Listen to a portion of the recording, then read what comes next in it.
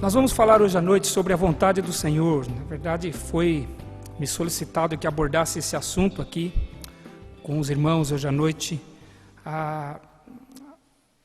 Na seguinte questão, a importância sobre a vontade de Deus nas nossas vidas. A vontade de Deus ela é interessante, não é? Porque ela está no nosso vocabulário, né? Mesmo aqueles que não são cristãos ou não são evangélicos, por assim dizer, né? Usam o termo, a expressão, né? Se Deus quiser, se for da vontade de Deus, eu vou. De forma que a vontade de Deus tem se tornado, então, até um traquejo do nosso vocabulário, né? Nós temos usado a expressão diariamente, né? E às vezes sem perceber. Para nós, cristãos ou evangélicos, se você assim preferir, ela acaba até sendo uma boa escapatória, né? Sempre que nós temos alguma coisa, alguma decisão para se tomar, nós costumamos dizer, se for da vontade de Deus vai dar certo, se não for, não vai dar certo, né? Ainda que seja a coisa mais óbvia que possa existir, porque nós acabamos de cantar que Ele é soberano e supremo, e Ele mesmo disse que quando Ele age, nada pode impedir, e a sua vontade não pode ser frustrada, sempre vai acontecer a vontade dEle, mesmo sabendo disso, nós costumamos dizer, se for da vontade de Deus vai dar certo, se não for, não vai dar certo. Nós costumamos usar a expressão, a vontade de Deus, para se referir muito ao passado. Não deu certo porque não era da vontade de Deus. Se fosse da vontade de Deus, daria certo.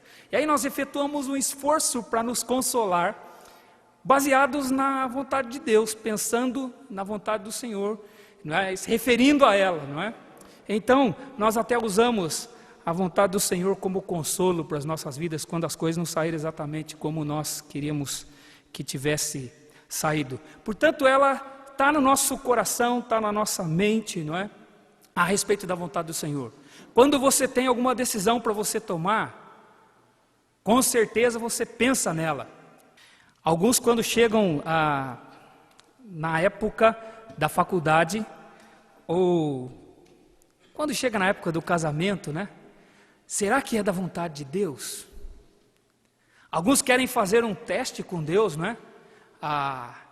Bom, se for da vontade de Deus, vai acontecer isso. Se não for, é porque não é. Então a gente pede um sinal para Deus, né? E é muito complicado, né? Quando nós pedimos um sinal para Deus, porque às vezes dá certo. E o crente continua com dúvida, esse é que é o problema, né? Então por isso que eu já aconselho, nem peça sinal, porque se der certo, o que você vai fazer depois? Ele continua com dúvida. Ele pediu um sinal tão bem feito. Aliás, tem alguém na Bíblia que pediu um sinal. Foi Gideão, lembra-se dele? Ele falou, Senhor, eu vou colocar esse novelo de lã aqui, e eu quero que amanhã de manhã tudo esteja seco e só o novelo esteja molhado. Então tá bom, Gideão. E no dia seguinte deu certo. Mas ele já deveria estar satisfeito. Porque já foi um sinal muito grande. Tudo seco e o novelo molhado. Mas ele falou, Senhor, posso falar mais uma vez só? Amanhã eu quero o contrário.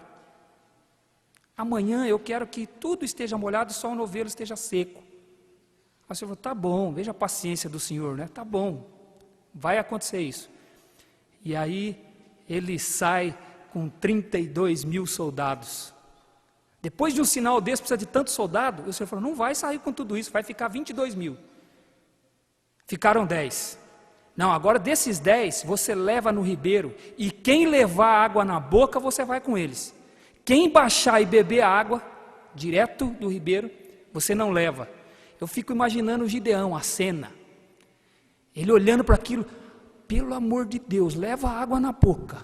Não ponha a boca aí no ribeiro, por favor, não façam isso. E quando ele vê, quase os 10 mil vão colocando a boca na água e sobram 300 para ele. E ele tem que ir com 300 homens, mesmo depois de ter pedido tanto sinal. E esses 300 homens, o Senhor manda pegar um cântaro, uma tocha, não era para levar nem espada. Mas depois de um sinal daquele, não tinha dúvida, mas ele ainda tinha dúvida. Então não é uma boa opção, uma boa estratégia para sabermos a vontade do Senhor. Nós precisamos mesmo compreender o coração do Senhor através da sua palavra. Então a vontade de Deus, ela é uma escapatória para nós, uma explicação para tudo. Como que nós reagimos quando nós pensamos sobre a vontade de Deus para as nossas vidas, não é? A questão, né, tem tudo a ver com o tema mesmo dessa conferência, né? O apóstolo Paulo, ele escrevendo aos Romanos capítulo 12, ele disse: rogo-vos, pois, que apresenteis os vossos corpos por sacrifício vivo, santo e agradável a Deus. Então começa com sacrifício. Esse é o nosso problema. Nós não somos muito dispostos a nos sacrificar. Nós não somos muito interessados a pagar o preço. Mas para experimentar qual seja a boa, perfeita e agradável vontade de Deus, começa com o sacrifício do nosso corpo. E obviamente o apóstolo Paulo não está falando do corpo físico aqui, né, ainda que o inclua no seu pensamento, mas ele está falando de sacrificar os nossos desejos pessoais, as nossas vontades, para que possamos assim experimentar a boa, perfeita e agradável vontade de Deus. Então, é um preço a se pagar, não é através de sinal, é através de um empenho, de uma dedicação constante, para que possamos experimentar a boa, perfeita e agradável vontade de Deus. Okay? Eu quero compartilhar um texto com vocês hoje à noite, que se encontra em 1 João capítulo 2, onde ele também vai falar sobre a vontade de Deus. 1 João capítulo 2, versículo de 15 a 17. Não ameis o mundo, nem as coisas que há no mundo. Se alguém amar o mundo, o amor do Pai não está nele.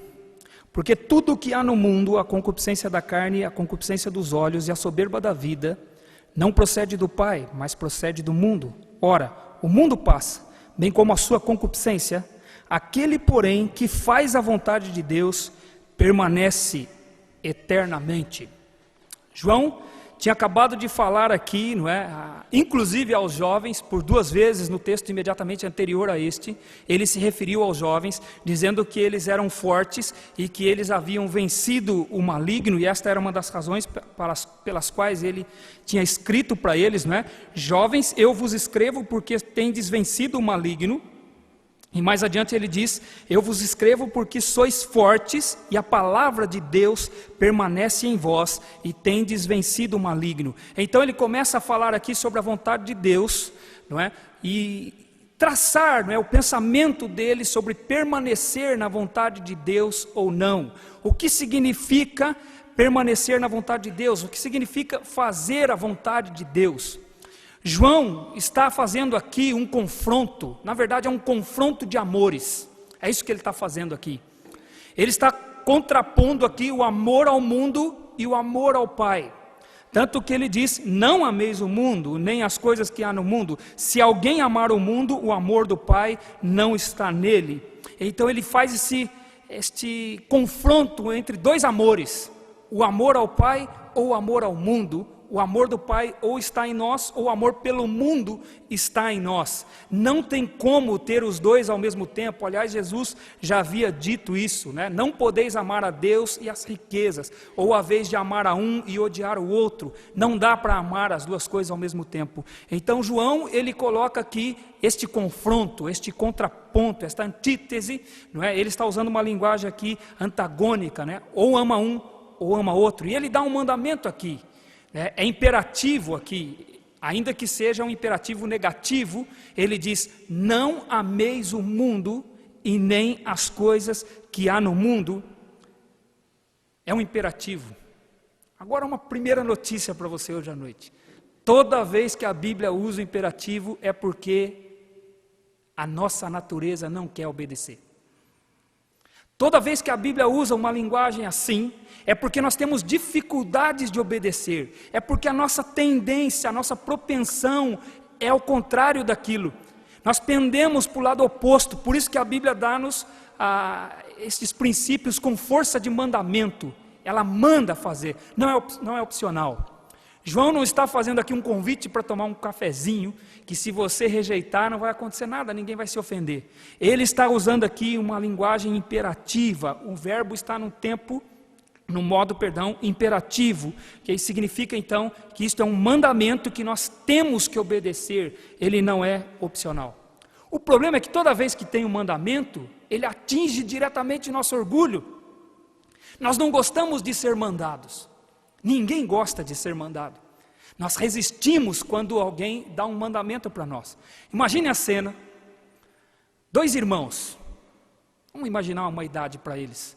13 e 15 anos, 2 anos de diferença. Irmãos nessa idade, eles não costumam brigar, eles já passaram a fase. Eles não têm divergências, eles se dão muito bem. Os pais vivem tão felizes com eles, né? Eles nunca dão dor de cabeça para os pais, eles vivem numa harmonia, só que é só um pouco diferente daquela que Caim viveu com Abel. Okay? Jovens, assim. E um deles chega em casa cansado, e ele então senta assim na beira da cama e começa a tirar o seu tênis. E o mais novo, de 13 anos, está observando aquilo. E está um dia frio como esse que nós estamos tendo aqui. O chão está gelado. E ele não quer pôr o pé no chão gelado, porque isso pode dar um problema. A mamãe já tinha falado que não pode fazer isso, porque pode se resfriar e pegar uma gripe e coisa assim. E o irmão mais novo está olhando. E o irmão mais novo olha, o chinelo está a uns 2 ou 3 metros de distância dele, a sua sandália.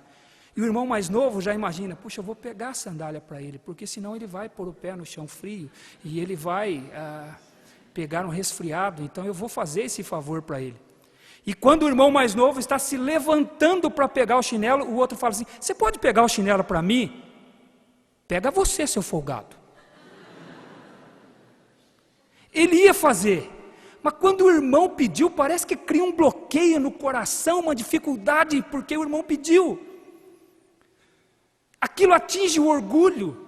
O orgulho não quer ser mandado, não quer ser solicitado. Ele até faz, mas faz voluntariamente. Se você pedir, cria um bloqueio.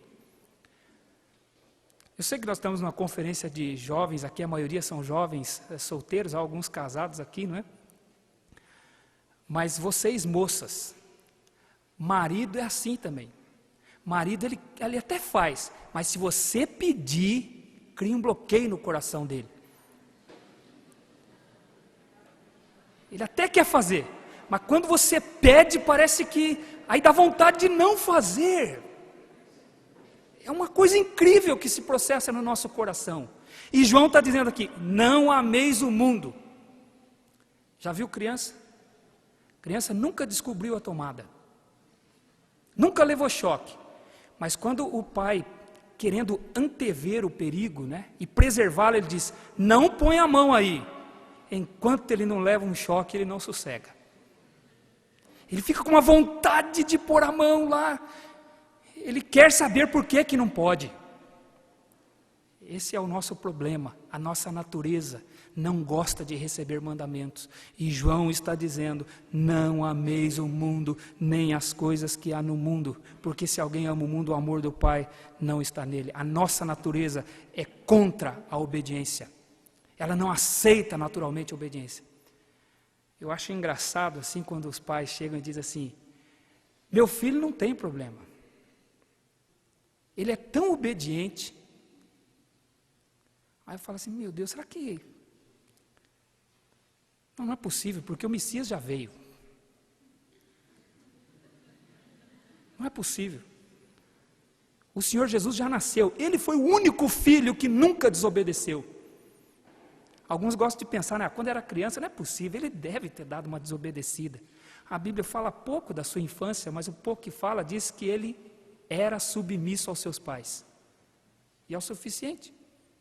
Esse foi o único filho que nunca desobedeceu.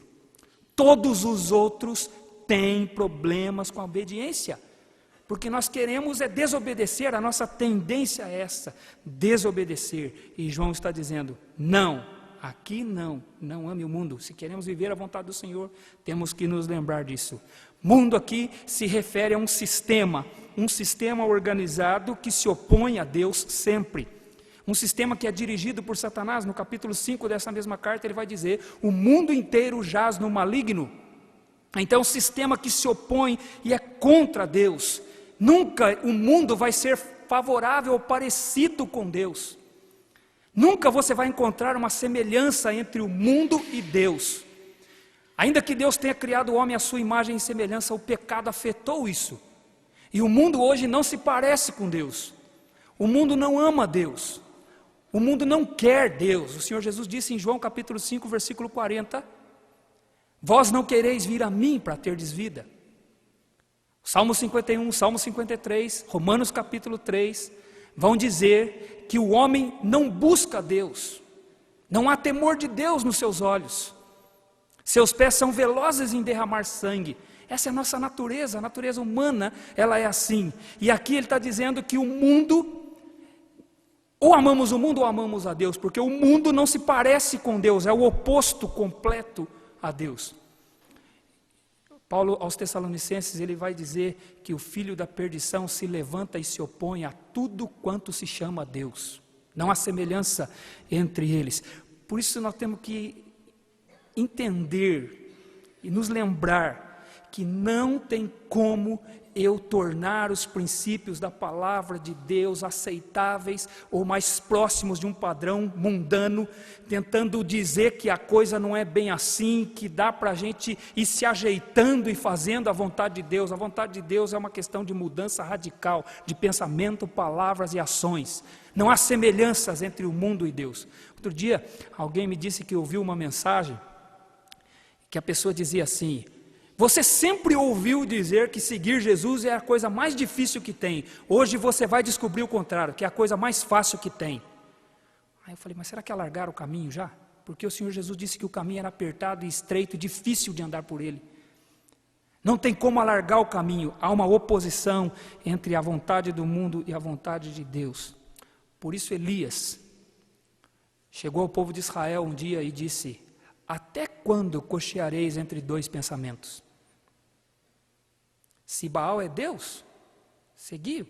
Se o Senhor, seguiu. Até quando cocheareis entre dois pensamentos?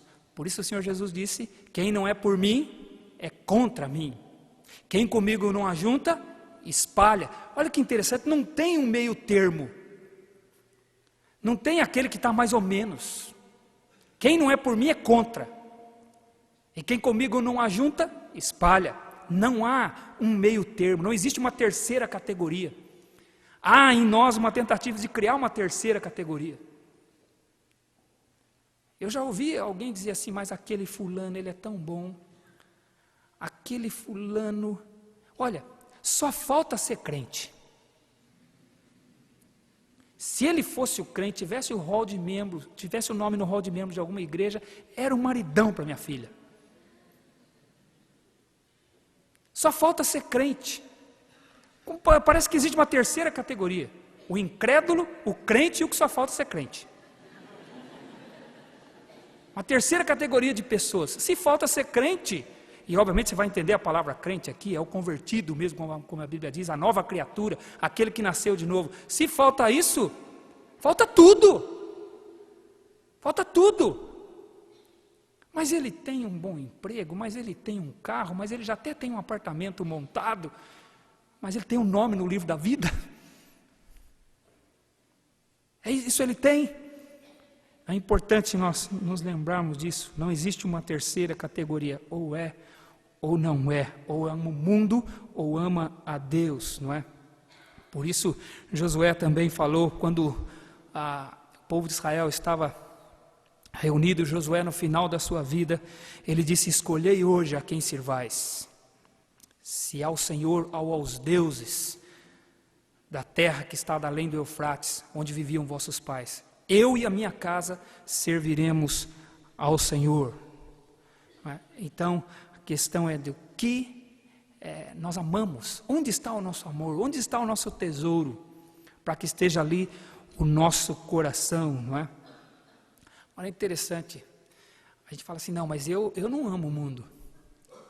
Eu amo a Deus. Eu faço a vontade dEle e eu quero fazer a vontade dEle. Mas como você vê o que o mundo faz? Como nós vemos o que o mundo faz? Dependendo da forma como você, ainda que você não faça o que o mundo faz, mas dependendo da forma como você observa o que o mundo faz e como você processa essas coisas no seu coração, você ama o mundo. Às vezes a gente pensa, né?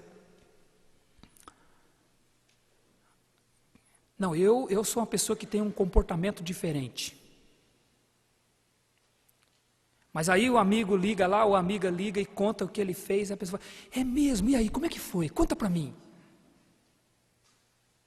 Eu não quero ser apelativo aqui, né? Mas eu Eu não encontro um melhor exemplo para ilustrar isso. Menina, eu fiquei com ele. Ficou. E aí, como é que foi? E aí, conta para mim. Eu não posso ficar porque eu sou da igreja, o pastor não deixa, meu pai não deixa, o irmão não deixa, o diácono não deixa, todo mundo não deixa. Mas você pode, você é do mundo. Como é que foi? Conta aí, como é que é a experiência? É legal? Ficou. O coração, ó, palpita, os olhos brilham. Eu não faço. Mas você pode, você nem é da igreja. É amor ao mundo do mesmo jeito. O apóstolo Paulo diz: não vos torneis cúmplices das obras infrutíferas das trevas, antes, porém, reprovai-as. Ele está dizendo que não é para eu ficar neutro. Ou eu aprovo ou eu reprovo. Não tem neutralidade aqui. Então não adianta se deliciar porque o outro fez. Crente é uma coisa engraçada, né? Ele vê lá na televisão, dá a notícia lá que fulano ganhou R$1 milhão. Ele fala: ah, se fosse eu. O que eu faria com R$1 milhão? Bom, primeiro o dízimo seria 100 mil.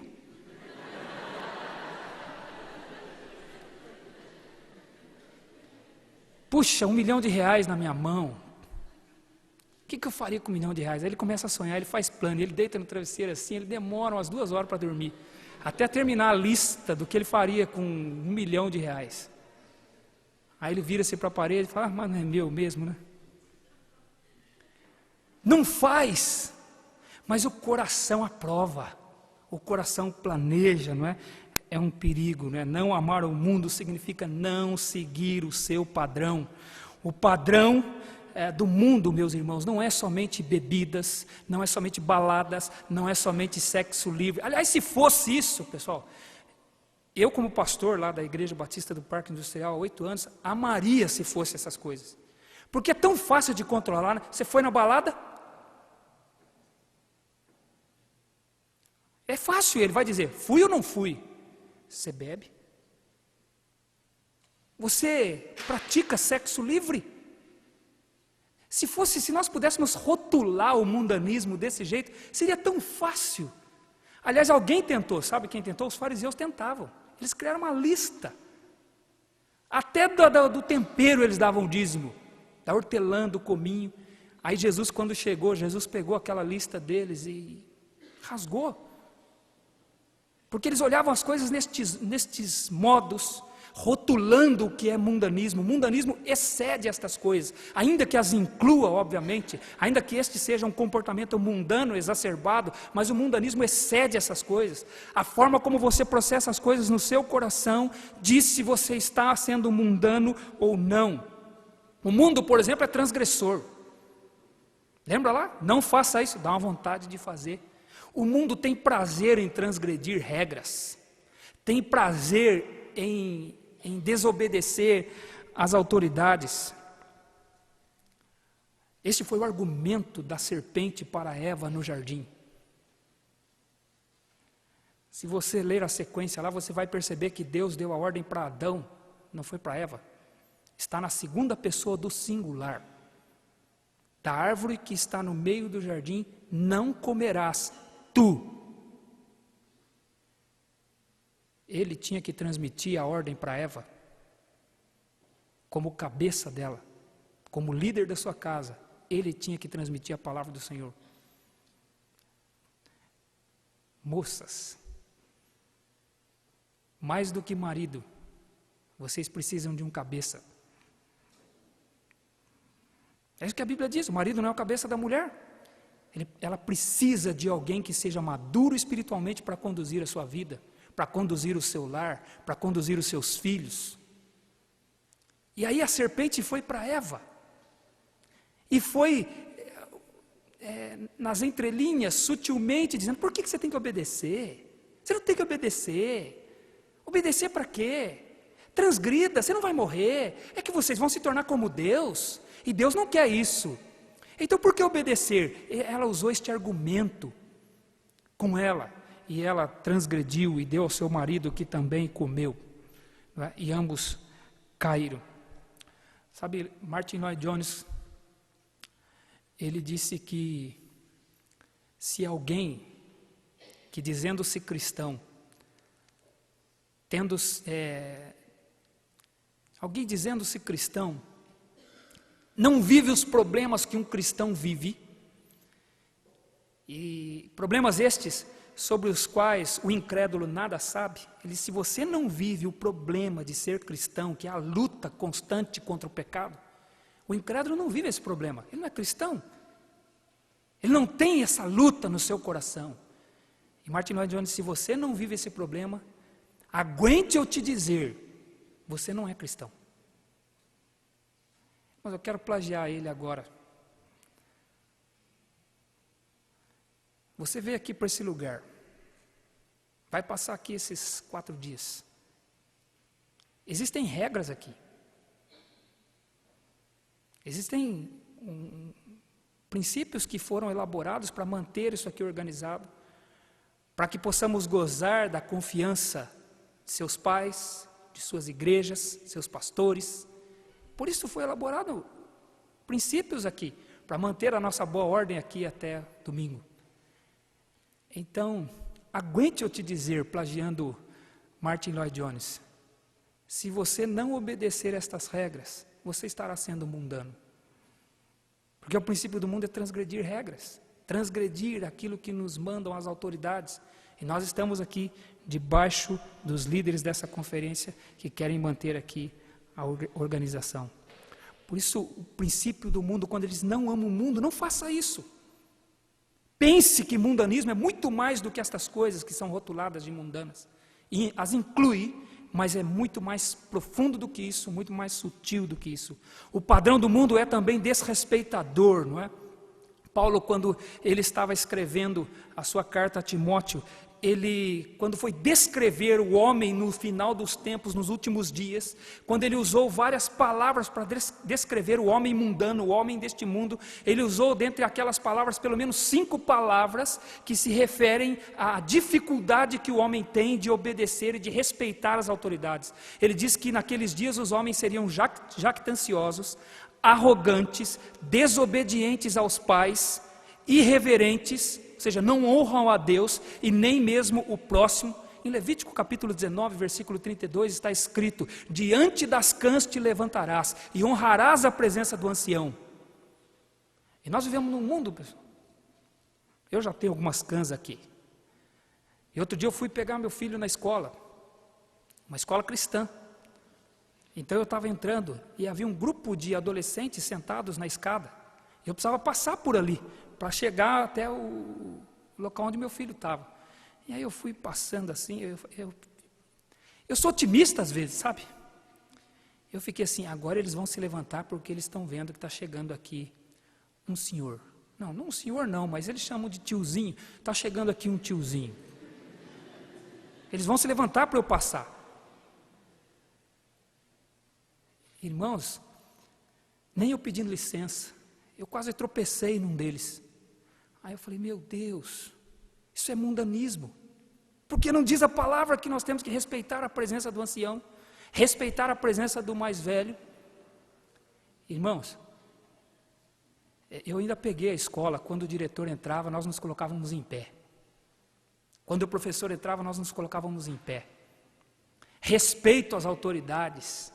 Quando nós esquecemos desses princípios, não é um princípio social apenas, isso advém da palavra do Senhor. Diante das cãs te levantarás e honrarás a presença do ancião. Nossos jovens e adolescentes têm que ouvir isso todo dia, para se lembrar que precisa-se haver respeito aos mais velhos. Sabe qual é o problema que nós temos na nossa sociedade? Outro dia eu disse lá num estudo lá na igreja que se esse mandamento de honrar pai e mãe fosse levado em consideração, 99% dos problemas que nós temos na nossa sociedade não existiriam.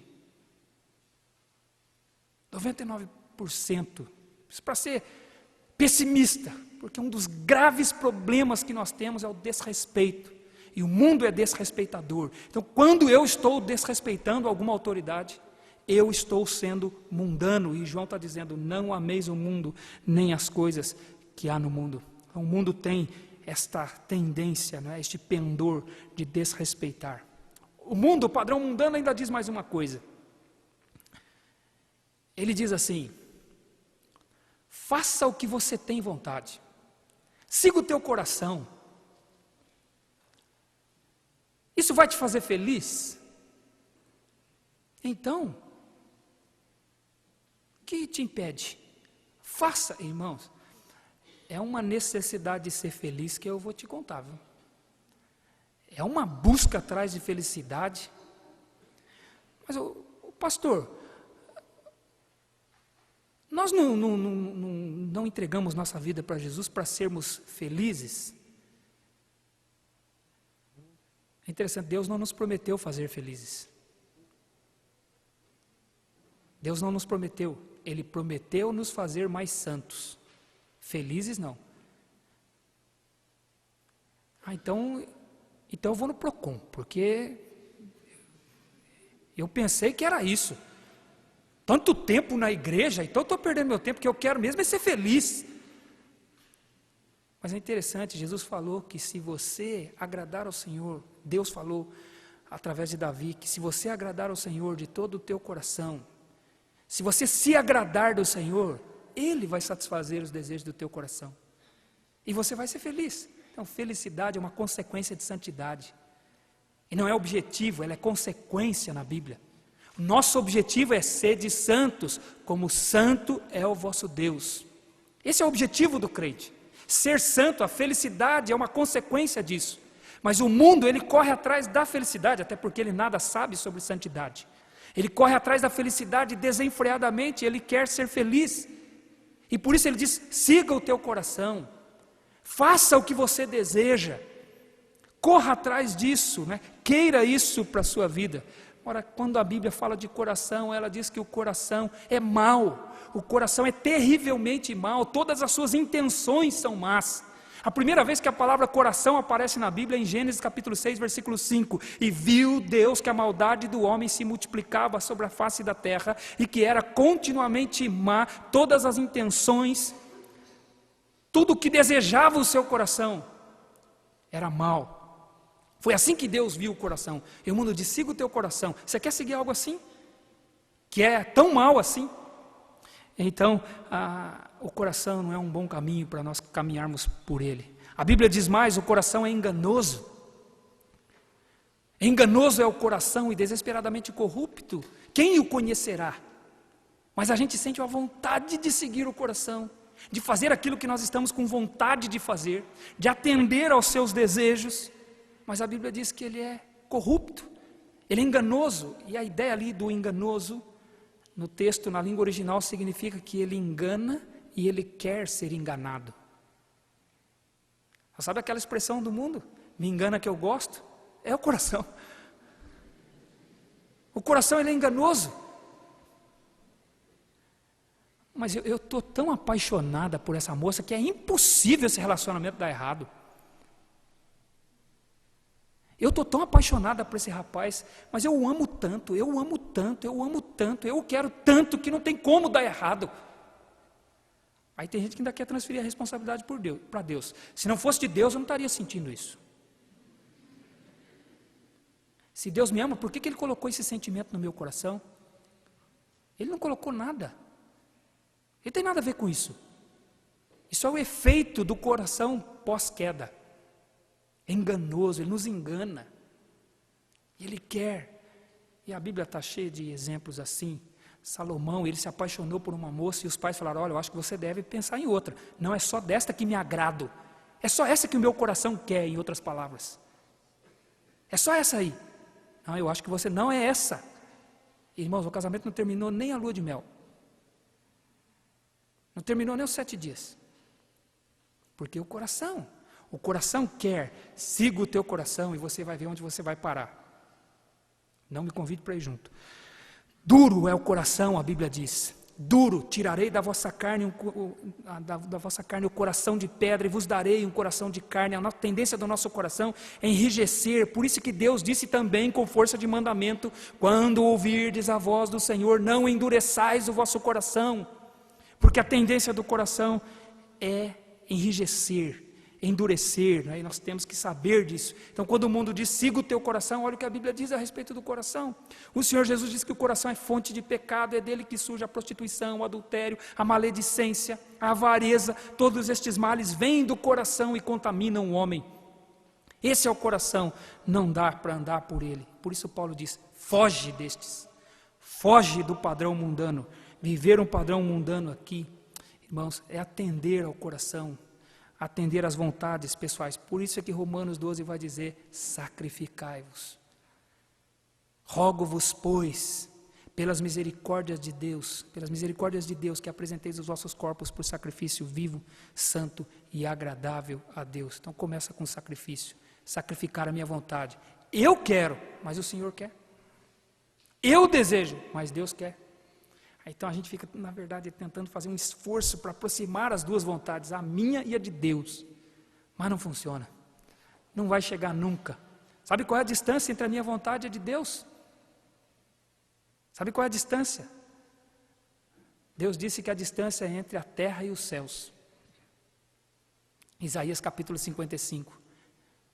Eis que os meus caminhos não são como os vossos caminhos, nem os meus pensamentos como os vossos pensamentos. Assim como o céu está distante da terra, assim estão os meus caminhos distante dos vossos caminhos. Isaías capítulo 55. Então não tem como aproximar. A questão é abandone a sua, abandono a minha e fico com a de Deus. Não ameis o mundo. Se alguém ama o mundo, o amor do Pai não está nele, não é? Então amar o mundo significa também, amar a Deus, acima de todas as coisas, significa negar-se a si mesmo, dizer não à concupiscência da carne, dizer não à concupiscência dos olhos, dizer não à soberba da vida, é o que ele vai dizer aqui.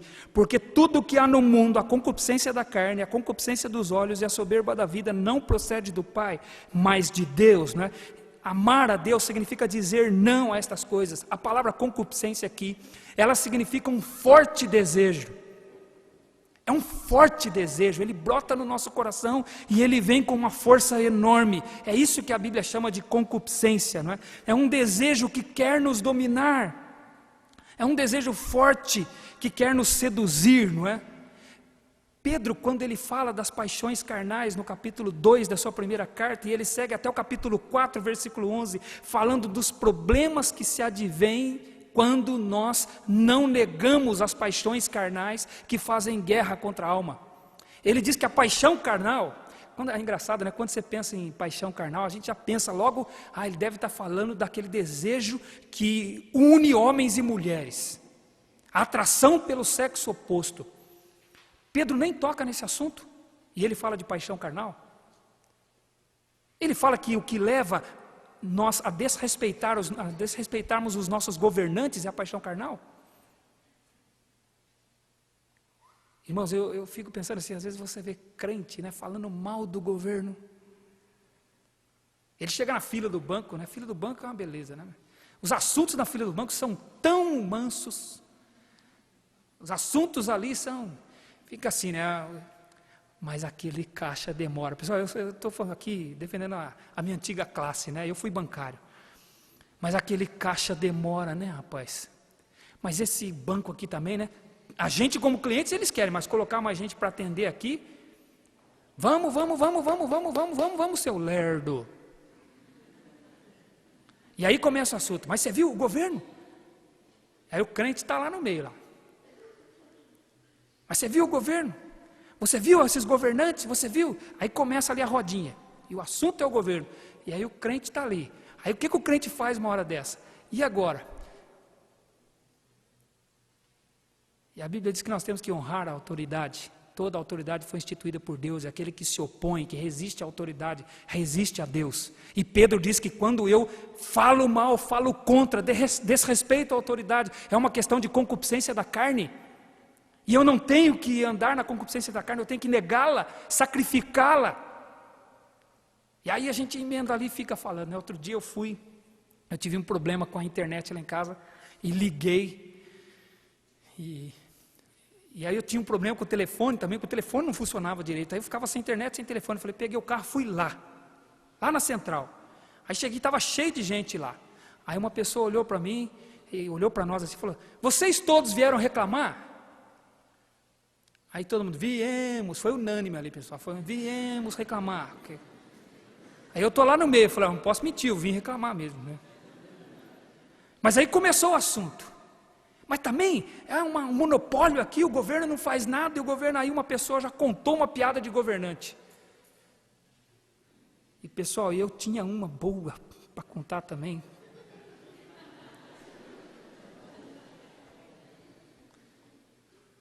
Aí eu lembrei daquela piada, mas eu lembrei também que o crente não fala mal do governo, que o crente ora pelo governo. O apóstolo Paulo diz, orai pelos vossos governantes para que tenhais vida mansa e tranquila.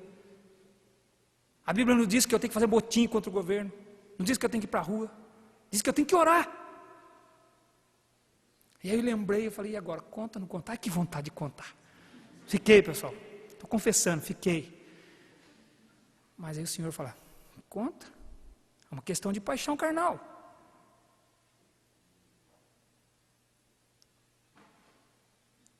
Você está pensando, né? Eu sei que você está pensando. Ei, pastor, você vai falar se contou ou não contou?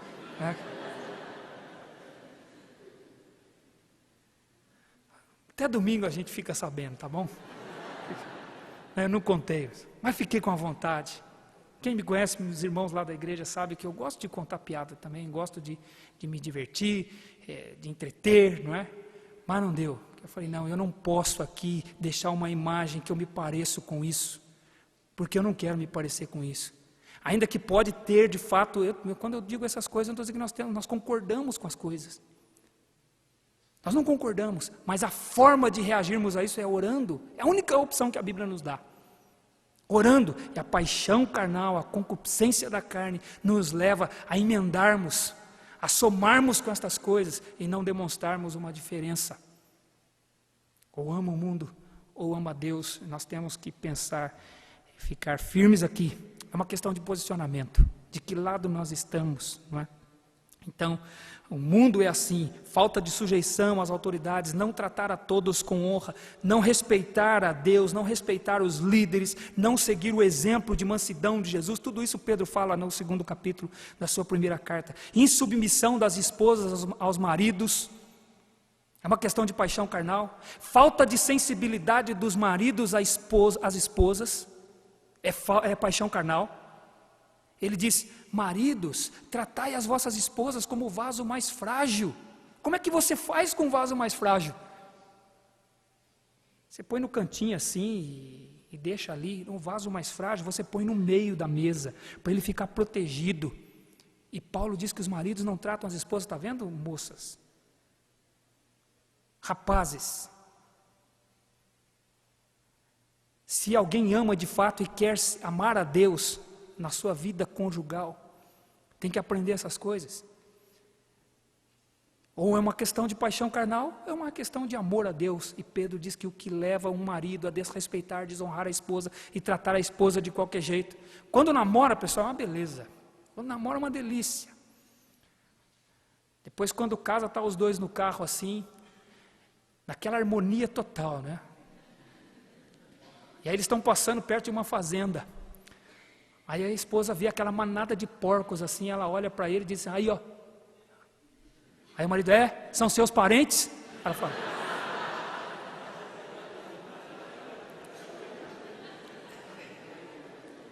Aí ela diz, são meus cunhados.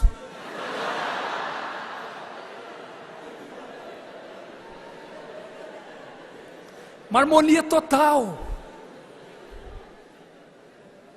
Por causa do quê? Sabe qual é o nosso problema? Nós achamos que quando a gente é íntimo, essas coisas não são pecado mais. Agora já tem intimidade mesmo, agora a gente já tem liberdade, a gente pode se falar desse jeito. É tão natural, Deus entende. Entende o quê? Ele não entende nada. Ele disse, tratai como o vaso mais frágil. Mulher, respeita o teu marido. Mas tudo isso aí aprende agora, viu? Estamos aqui na conferência de jovens ou conferência de casais? Não, é de jovens mesmo, tem que aprender aqui. É assim que funciona. Porque a gente acha que o tempo ali que antecede o casamento não é para aprender essas coisas. Aprende depois. Aí pode ser tarde demais, aí dá muito mais trabalho. Tem que aprender como é que funcionam as coisas. Porque é uma questão de paixão carnal ou de amor a Deus, não é? Pedro continua falando lá no capítulo 2 que a paixão carnal leva-nos a ter falta de amor, leva-nos a sermos insensíveis para com o próximo, né? Para a relação, o relacionamento dentro da igreja. A paixão carnal leva-nos a não ter o controle da língua. Ter o controle da língua é uma questão de paixão carnal, uma questão de mundanismo. Poxa, eu pensei que mundanismo era só aquelas coisas, né? Era balada, era drogas, era... Mas se não segura a língua, maledicência é uma questão de mundanismo. Pedro vai dizer, então, amar a Deus significa negar-se a si mesmo, deixar a concupiscência da carne, a concupiscência dos olhos e a soberba da vida. Uma vez eu conversava com um casal, há bastante tempo atrás, um casal de jovens. Eles vieram até mim, sabendo que eu sou pastor, e eles vieram até mim conversar sobre um futuro relacionamento que eles desejavam ter. E aí eu conversando com os dois, eu disse, olha, o problema é que se vocês não tiverem um objetivo definido aqui, vocês vão começar a andar no escuro. E vocês vão cair.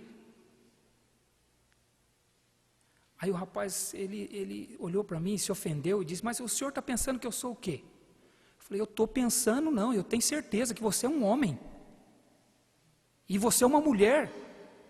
E homens e mulheres se atraem. Foi Deus que os fez assim. E para isso Ele deu diretrizes para resolver essa questão. Então não adianta se ofender. É uma questão do coração. Se não há parâmetros, se não há diretrizes, vai cair. O problema é que a gente pensa em cair é só quando chega nos finalmente, né? Quando acontece o ápice. Quando chega ali, já caiu antes. A queda não é ali. A queda é anterior a isso. Aquilo ali é só consumação, é só evidência, é a exacerbação da queda. A queda é antes. Imagine você caminhando numa estrada de terra, e aí vai pulando pedrinha dentro do seu sapato. Aquilo machuca o pé, então você para, tira o sapato, bate, derruba aquelas pedras, calça de novo e caminha. Mais adiante, entra de novo. Aí você para, mas com o tempo você deixa de se importar com aquilo. Fala, não dá para ficar parando toda hora para tirar a pedrinha, vou caminhar, vou embora. E você vai caminhando naquela estrada. Caminhando, caminhando, caminhando. Depois de alguns quilômetros de caminhada, entra uma pedra grande no seu sapato. Fala, essa não dá, essa eu tenho que tirar. Aí você tira o sapato, para tirar aquela pedra grande, o seu pé está todo machucado. Agora pergunta, o que machucou teu pé? Foi a pedra grande? Foi aquelas pedrinhas que você não foi cuidando no dia a dia. Não foi a pedra grande. A pedra grande foi só o resultado, foi só a consumação. A queda acontece antes. Por isso é que a Bíblia diz, vede prudentemente como andais, não como nécios, sim como sábios, remindo o tempo, porque os dias são maus. Novamente, em Efésios capítulo 5, onde está esse texto, o apóstolo Paulo está falando de vontade de Deus. Remindo o tempo, olhando prudentemente como andais. Porque a gente acha, isso aqui não tem problema, deixa isso aqui. Ah, é? E são essas coisas que machucam, que afetam a nossa vida espiritual. Todos temos problemas com a concupiscência carnal. Pessoal, se a estatística fosse assim, 99% dos crentes têm problema com a concupiscência carnal, tudo bem, eu me esforçaria para acreditar que 1% que não tem está aqui hoje à noite. Mas não é assim, todos têm. Eu não sei você, mas eu e o apóstolo Paulo temos. Eu fiquei bem agora, hein? Mas não é isso que ele escreveu em Romanos capítulo 7. Eu sei que em mim, isto é, na minha carne, não habita bem nenhum. O querer fazer o bem está em mim, não porém o efetuá-lo. Eu já nem mesmo compreendo o meu próprio modo de agir. Miserável homem que sou, quem me livrará do corpo desta morte? Todos temos esse problema. Nós temos problema com a concupiscência carnal. Não adianta negar e dizer que é um assunto que é chover no molhado. Nós temos esse problema. Todos nós temos. Então, João está dizendo, não ameis o mundo, nem as coisas que há no mundo. Abandone a concupiscência da carne, a concupiscência dos olhos. Os olhos seguem os desejos do coração. Jesus disse, onde estiver o teu tesouro, ali estará também o teu coração. São os olhos a lâmpada do corpo. Se os teus olhos forem bons, todo o teu corpo será luminoso. Se os teus olhos forem maus, caso a luz que há em ti sejam trevas, que grandes trevas serão. Jesus disse isso em Mateus capítulo 6. Que grande trevas serão, cuida dos olhos. E Provérbios capítulo 4 está dizendo aos jovens, os teus olhos olhem direito, e a tua pálpebra diretamente diante de ti. A questão é onde é que eu olho, e como que eu olho. Concupiscência dos olhos tem a ver com isso. Como é que eu processo aquilo que meus olhos veem? Porque uma coisa é ver, outra coisa é processar aquilo. Por isso é que ele diz, os teus olhos olhem direito, hein? E as tuas pálpebras diretamente diante de ti. É saber o que eu olho. Concupiscência dos olhos. Porque o que eu olho mexe com o meu coração. Aquilo me afeta.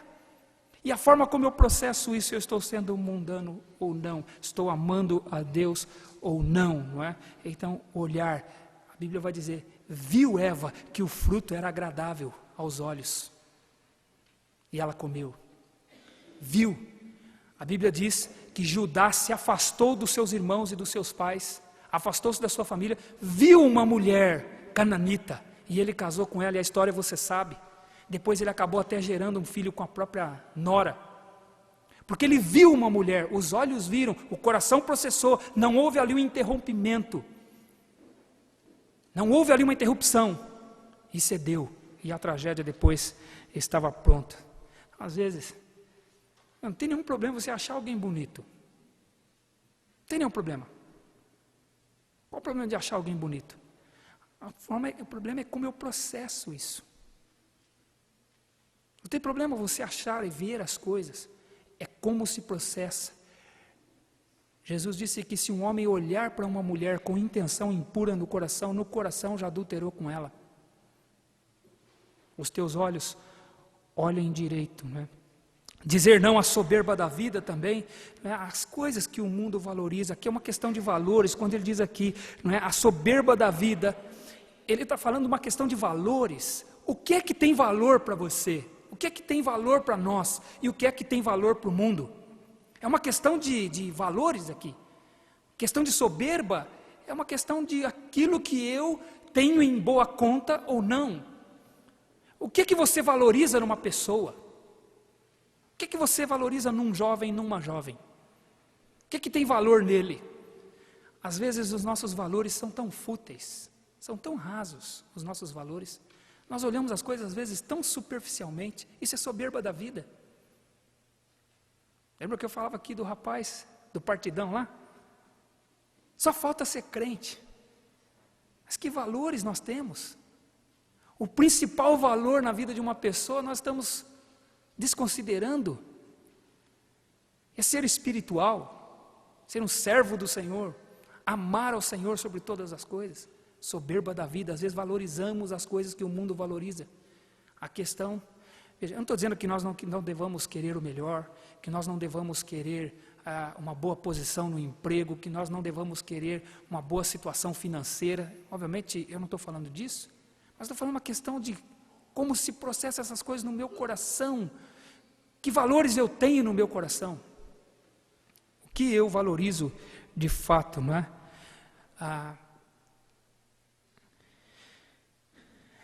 Imagine uma pessoa cujo pai morreu e deixou uma herança. E ela vai ao cartório, dá entrada lá na papelada toda, registra aquela herança e aquilo passa a ser uma propriedade dela, que veio às mãos dela pela morte do pai. Imagine isso. Que problema tem nisso? Qual o problema disso? Nenhum, na verdade?